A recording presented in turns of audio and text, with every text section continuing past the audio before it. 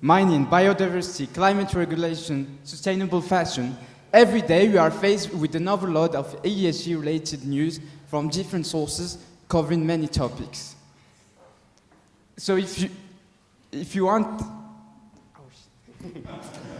So covering many topics. So it might seem a bit counterintuitive, but it's very hard to keep track of all these news on a day-to-day basis.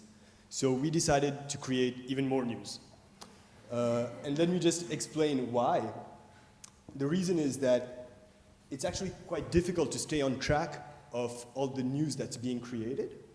And the reason for this is that the data is all over the place, and it's actually very expensive to start structuring this and very time-consuming to organize all this news.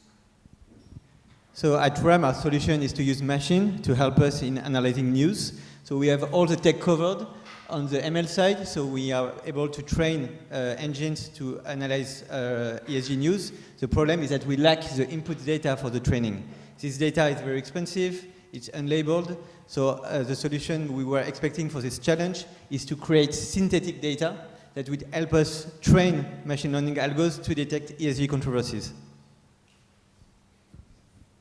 So how did we do it?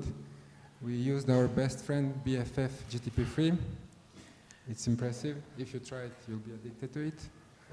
First, we made him do everything. We needed industries. We said GTP3 give us industries. He did it.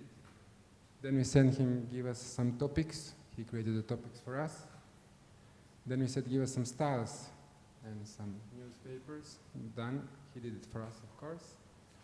Then we said, okay, now we do the combination of all those and make you write articles for us. And we write 10,000 articles because we spent all the money that we had.